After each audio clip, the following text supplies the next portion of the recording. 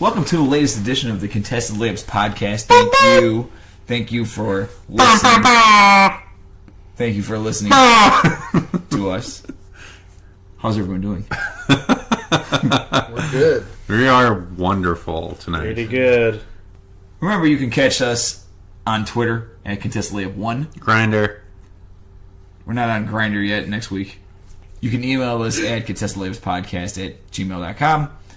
You can find us on any podcast directory, iTunes, Google Play, Stitcher, and TuneIn. That's what's up. Rate and review us anywhere that you can. We appreciate all the feedback that we've gotten thus far. It's been a lot. Thank you guys for your continued feedback, and hopefully we continue to bring you great content and keep you intrigued.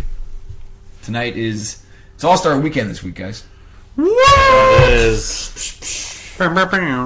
Yes, it is. Indeed. Indubitably. What the All-Star game is, obviously it's going to be close to the 200s, so it's not really a game. It's more of, guys just shooting. Yeah, until LeBron's team smashes. It's a little more interesting this year with the whole set. I can't believe you have like a side. This isn't Twix. What do you mean? It's just an all-star game. You're like really into it. Doesn't LeBron have KD? Who cares? It's like, I do. Why? Because KD. He dropped 50 last night. That was nice. Don't have Bill Walton commentate any more games, please.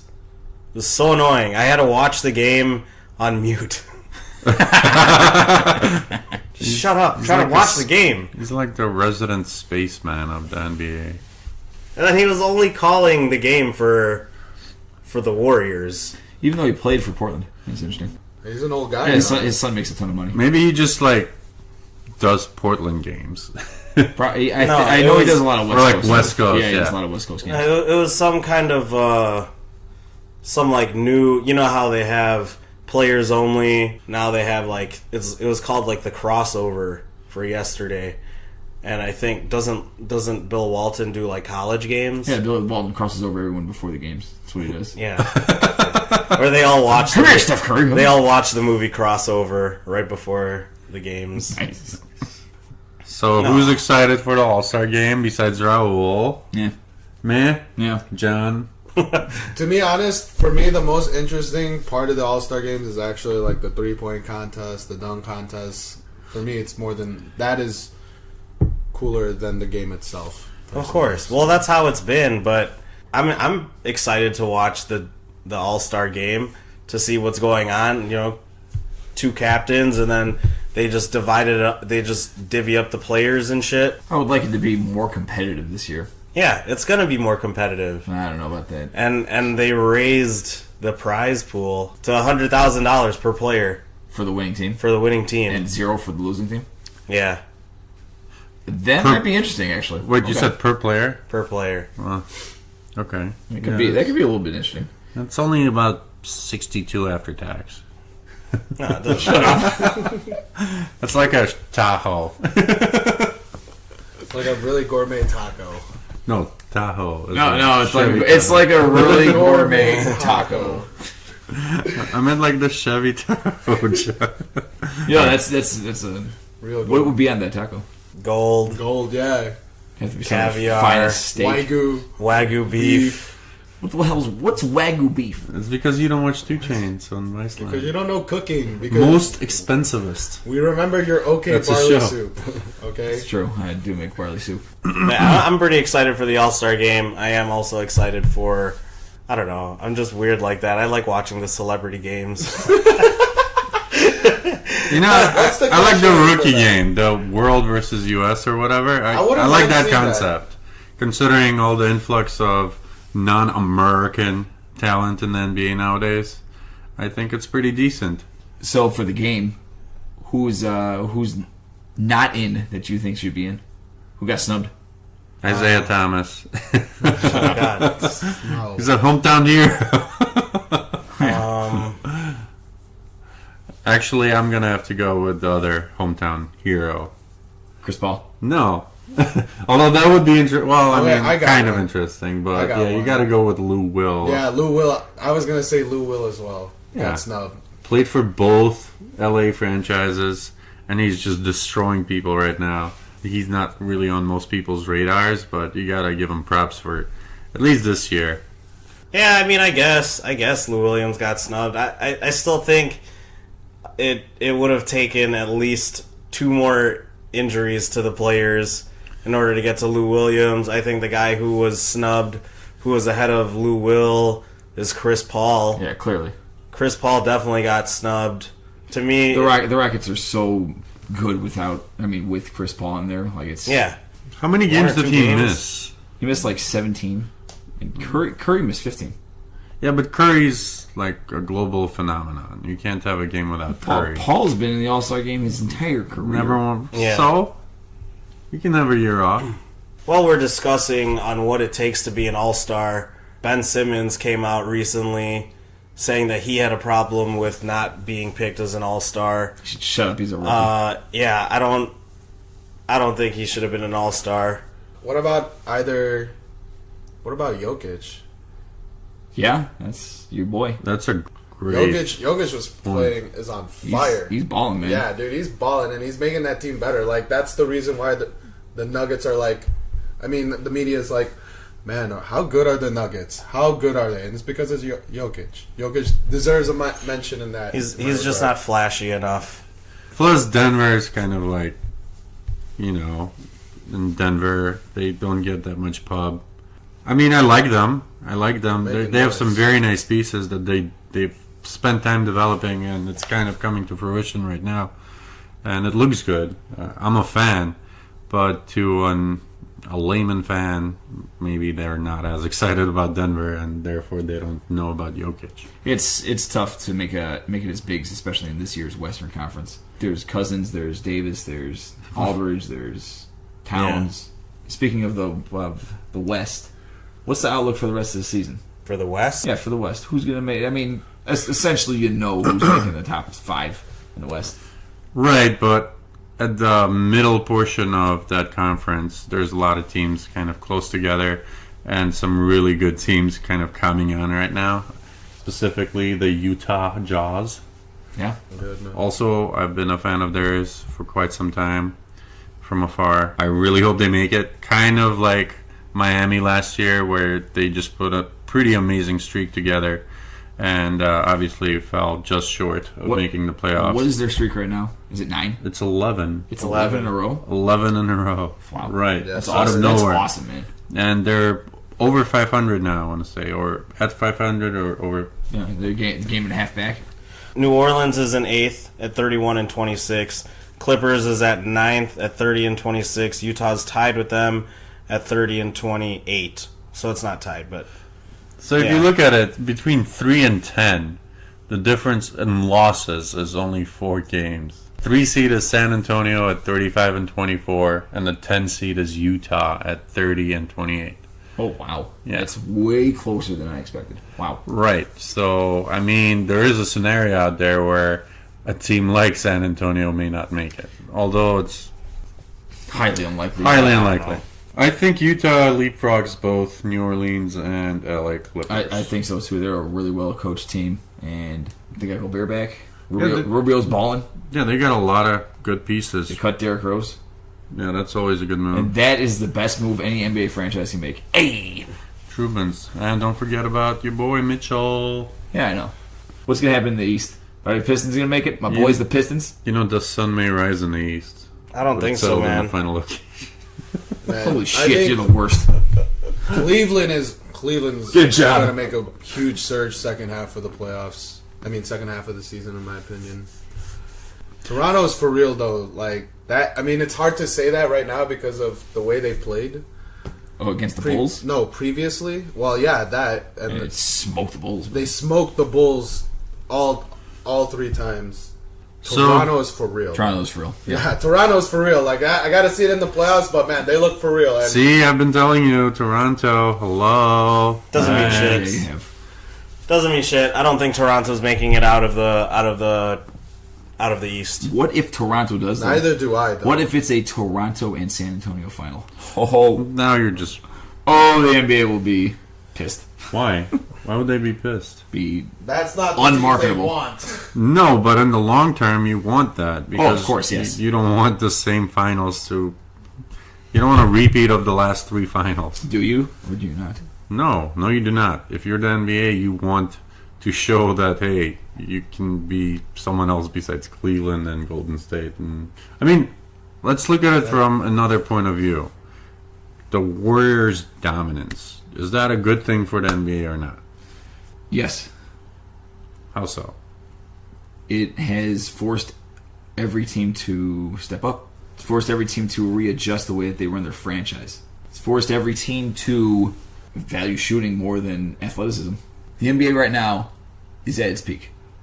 Yes. That it's ever been. Right. Because of the Warriors. The Spurs did it to an extent, but they did it with lesser players, and they had an all-time great center, power forward, in Tim Duncan.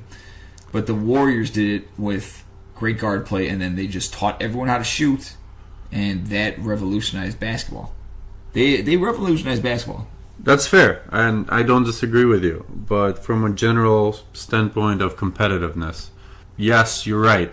Most franchises have adjusted the way they draft and the way they look at free agents and what they look for generally in players and what they teach players.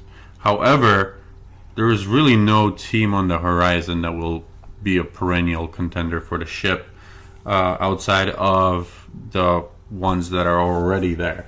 You can argue that maybe Milwaukee, if they add another piece and a great shooter, They stay healthy. and they stay healthy, of course. Yeah. A handful of other teams, you can argue that if 9 out of 10 things go right, they could make it. But really, aside from that, the other half of the league is basically tanking, and then there's Detroit doing what they do. I agree with Eddie. I think it's good for the league because I think for the past couple of years it was for sure Cleveland and Golden State. But now this year especially it's Golden State, what's up with Boston, what's up with Toronto, maybe Houston can do it. Even with Boston having a better record than the Cavs last year, nobody really considered them like a legitimate threat.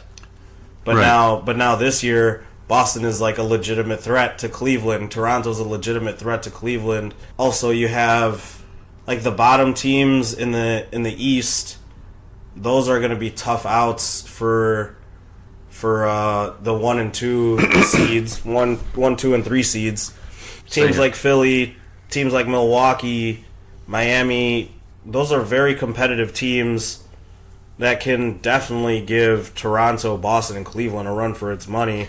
All of them are just trying to do the best that they can to try to match the Warriors, and I think that's a good thing, and I think that's why it's good that they were this dominant so that the league could get better, because the league was pretty whatever for... No, I wouldn't For a say. I little wouldn't while. say that. It was the Warriors. They're unmatched in what they do, and they're so far ahead of the curve in like everything that they do, at least from what I've read about them, that the NBA and all these franchises, they have to step their games up to in order to even compete with them. It's not just the shooting that's on the court; it's what they're doing behind the scenes in the way that these players are trained, what these guys eat, what they sleep. I just think that the Warriors are just head and tails above everyone, just how they're run. I don't think it's necessarily what the product on the court. They're the odds-on favorites to win the ship, followed by the Rocket. One of those two teams will win the ship, and I have to give it at least 70% to 30% to the Warriors. Yeah, of course, you have to. And I feel like the fact that while we were discussing the Western Conference, we didn't even touch on the standings at the top, with the Rockets being ahead right now. I think that just tells you volumes how sure everyone is that the Warriors will win. Dominance begets competition. That's fair, but how far away are we from seeing a champion other than Golden State? 2 years. Not that far. Really? Yep. Yeah, Wow. John said the 76ers are winning 5 championships with Embiid, so there you go. I'm still a firm believer in that. They have the makeup to do it. Who is going to be the next team to come out of nowhere to win the ship? Based on current rosters. Okay. Sixers. Why? Yeah, I have Ben Simmons and Joel Embiid, and that's a decent team. They've been together for quite some time. Oh, they haven't. This is their first year playing together. Sorry, man. What do you mean? It is their first. They've been there for a while, so they know each other, like practice with each other. That's what I mean by that. They've been there for 2 years. 2 years, John. It's Yeah. not a while. That's a while for a young team. They're only gonna improve. That's why I say what I say. I'm going to go out on a whim here and say, I mean, I don't know if they're going to win a championship, but I think they're very close to being a contender in the next 3 years. Okay.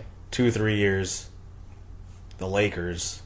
Really? I think the Lakers are going to make some huge moves to try to get a big name free agent in LA. I think if they just get like a decent big guy or one of the coveted small forwards in LeBron or Paul George, I think there's a very good chance that they could make a very deep playoff run in the next 2 to 3 years. But if they get like a Kevin Love, and then Julius Randle's really good, dude. Brandon Ingram's really good. Lonzo Ball's going to be really good. Kuzma. And then depending if you still have Isaiah Thomas or not, or whoever else you get, like you freed up enough cap space to get 2 max deals if you wanted to. Okay. So you get like a superstar big like Kevin Love. If you got Kevin Love in there and he does what Brook Lopez was supposed to do, you're going to be smashing people. First of all, I think you're way off with the Lakers. Yeah. I have to say Milwaukee. Yeah. That's exactly what I was going to say. It has to be Milwaukee because they have 4 very solid pieces as is, assuming Jabari is close to 100%. He's the biggest contributing factor for them to compete for a championship for sure. Absolutely, and it doesn't necessarily have to be in its current format. I mean, all these. Obviously, you're keeping Giannis for as long as you can, considering you're Milwaukee. The other 3 huge pieces around them are very tradable, and you can get a lot of bang for your buck if you do trade them, including Eric Bledsoe, who you traded for this year. Yes, they're in the playoffs as we speak today, but they haven't really impressed just yet. Obviously, when Jabari is 100%, that may change things, and they may just go on a huge roll and be competitive this year. I do not expect that to happen, but I'm talking about 3-4 years down the road. If you flip 1 or 2 of the peripheral pieces, put a bunch of shooters around them, obviously that's kind of the norm nowadays, I think they have potential to get a few ships. If Giannis, continues his stellar play that he's done this season, they're going to make noise in this year's playoffs, maybe getting to a conference final. I could totally see that. You could see Milwaukee upsetting Toronto. Dude, how are you even going to question my choice with the Lakers when there's so many more questions with the Bucks? Why? How many more I'm questions? with you on this. First of all, they don't even have a head coach. They're using an interim coach right now. They still have to hire a coach. Then you're telling me, oh well, if they trade a couple of these pieces and then see what they get back and just surround Giannis, that's not what I said. That's basically what it is, though, because you want to trade 1 or 2 pieces from their peripherals. Which ones are you talking about? Like Eric Bledsoe and Chris Middleton, like people like that? Yes. Okay, so you want to trade. I'm not saying both. I'm just saying one or 2. Either for one, equal parts. Either one of those guys. You want to trade either one of those guys. Right. So that's taking away a part that's getting you the success that you're getting now. You're not getting success now. And my point is the 4th best player on Milwaukee is better than the best player on LA right now. For now. For now, yes. But they're all of equal age. I mean, Milwaukee's fairly young. Not as young as the Lakers, yes. But they're still fairly young. Yeah, but you have superstar talent on the Lakers with like 3 different people. Okay, but you already have Giannis Yeah, of you already Milwaukee. have Yeah, but yeah, you have Giannis. Jabari Okay. Parker's averaging over 20 a game. And for don't, This guy don't hasn't hate even on Milton. played. Milton Hasn't is a played yet. bomb. Jabari is a I'm big just question saying. mark. I'm just saying. You can't be like, oh no, like you can't tell me that I'm way further away when all I'm saying is maybe you can get Kevin Love, and that will get you more towards where you want to go versus trusting in Milwaukee, who's already made the playoffs, who's for the past couple years and has showed you that they're not ready to do anything. That whole organization is just shitty. Do you realize how good Giannis is right now, dude? Yes, Do I you do. realize that guy is like an MVP candidate? Okay, And what are when 2 years ago he wasn't, that makes a huge difference. Right. When have any of the pieces around Giannis worked in the past couple years? Still young, bruh. He's 22. What? I mean, the the Lakers fact are that still they young went too. back- Yes, but the they fact don't. that- Philly's still young my too. goodness. They don't have Giannis. Exactly. They don't have someone like Giannis. They've who's been to the playoffs before. They're has the a most 7-foot point. disappointing team in this whole entire league. And let's not. I'm not. I don't buy that argument either. They shouldn't be part of the. They're like the next best young team. No, because they've been there before. So I'm not gonna give them a pass on that. They're very disappointing. It's the team They're that's the most disappointing team in the league. okay. Not gonna do that. Not gonna give it to them. I'm not writing off Milwaukee. Hell no. Where you have a player that's coming back like Jabari Parker, who was averaging over 20 a game last year when he was healthy. He tears his ACL, he comes back. Okay, you can't expect that. But if he's productive this year and he continues to build, why the hell would Milwaukee not be a place that is going to contend for a championship? If Giannis Antetokounmpo is an MVP candidate right now, you add a healthy Jabari Parker. Say he stays healthy. We're assuming that he's going to be healthy. All right, we're not assuming risks. Why would you not say Milwaukee is not a place that can win a championship over the Lakers when the Lakers, sure, they have exciting young talent, but they haven't put anything together and they're not even close to the playoffs right now? And even if any of the players on the Lakers right now, the promising young players, none of them, their ceiling, none of those players' ceiling approaches Giannis right now. Yeah, you got. If you're going to say Lonzo Ball or Ingram's Yeah. ceiling is close, Even if they get LeBron I at get 34, no. You But have a 1 year The window, 2 players, year the window. players around Giannis right now, like who are you relying on in Milwaukee? That you're convinced that Milwaukee is like the next fucking. Chris Middleton's pretty damn good. Just get him, Eddie. Chris Middleton's pretty damn good, and like Eric Bledsoe is having a. You just said you want to resurgence. trade one of them. The whole time. I that- said that, not He said Eddie. that. Okay. I didn't say that. The whole time that Milwaukee's was supposed to be the up and coming team for the past 5 years. Thank you. Okay. Okay? They've never, this whole time, they still haven't figured out how to build around Giannis. Their team's not even filled out. Like, they have no team that's filled out yet. Right. At least the fucking Lakers, you have a set point guard, you have a set small forward, you have a set power forward, you have at least 4 out of 5 positions already set up for you. And then you have cap space. And you have Luke Walton as your coach. I'm not sold on Yet I'm not Milwaukee, sold on Luke either. Yet Milwaukee, you don't even have a coach. That guy's not going to be the coach next year. And you want to trade 1 or 2 pieces. Who knows what you're going to trade? So then your team might get better. Your team might get worse. I think they're more or less, they're closer to being in the same boat than you might think. Who are the Lakers going to get this offseason that will put them over the top? Paul George? That's it. There's no other good free agents out there. Obviously, they still have to develop. Obviously, they still have to develop their players. Yeah, but you're banking on them all developing completely and just becoming all-stars. Dude, they're all. Brandon Ingram is coming along very well. Lonzo Ball, obviously, you know about Lonzo Ball already. Why wouldn't I think that those guys aren't going to develop into their potential? Because I'll take a fully developed team over a team full of potential and a young team at the same time. Milwaukee's already basically fully developed, and it's not working in its current format. As I said before, This would is advocate trading one of the pieces, maybe 2 if the first trade works. This is the best Milwaukee's looked this whole time, and it's only been... Less than a month. They fired him January 23rd. They won 4 games in January, 5-3 after losing against Denver in February. So they're 9-3 since they fired Jason Kidd. Exactly what Garnick said. You take an established entity over potential in this situation, this question, because the question was, which team might sneak up and win a championship, and you take Milwaukee and what they have, because still what they have is still unknown. You have a player in Giannis who the league still doesn't know how to figure out. Neither does Milwaukee, where he's 7 feet, he can dribble, he can do everything except really shoot a 3. From what I'm seeing from the Lakers right now, it's much easier to guard the Lakers than it is to guard the Bucks.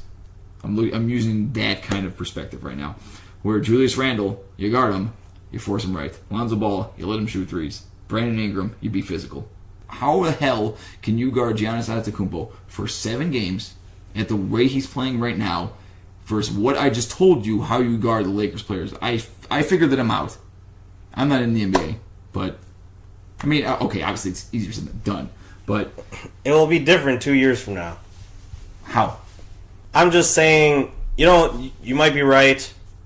I might be wrong. We win. But I'm just saying it's not that far apart, dude. Milwaukee has like a lot of problems, and if you're talking about sneaking up, people have been expecting the Milwaukee Bucks to fucking do something for a long time.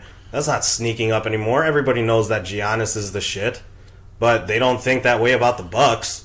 Lakers, nobody's suspecting them at all. Like, everybody thinks they're just going to be bad. And if they do it because they can add it a piece and because these guys developed, then that's sneaking up. That's what I thought the question was. Who's going to sneak up? Okay. Okay. We still win. We win. Good job. What? You didn't even answer your own question. Sure, it Yes, is. we did. You admitted defeat. We won. Who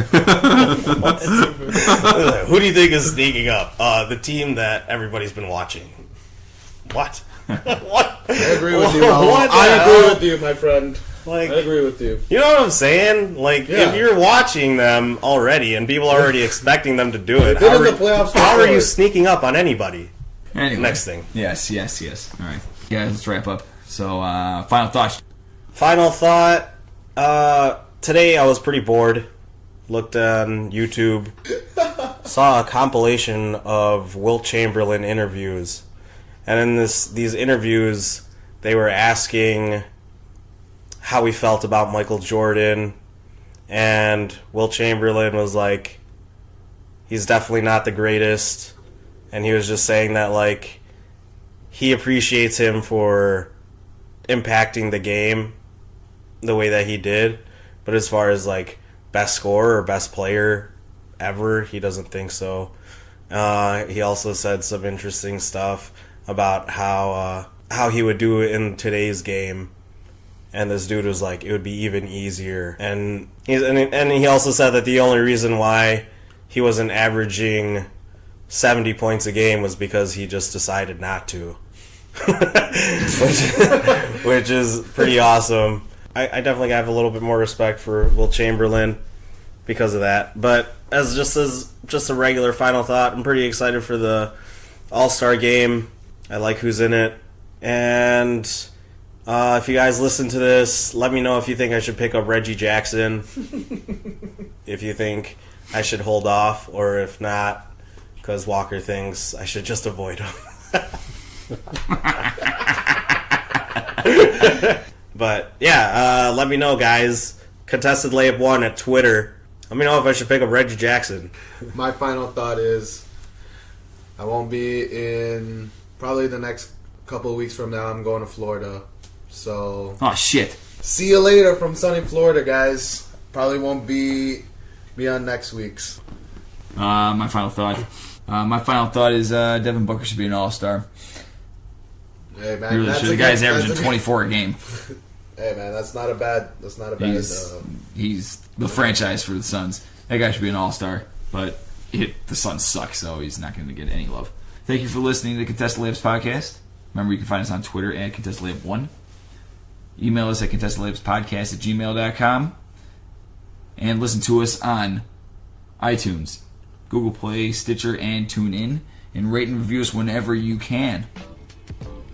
And let me know if I should pick up Reggie Jackson. Let Raul know if you should pick up Reggie Jackson. All right. I've been going back and forth about this for the past couple days.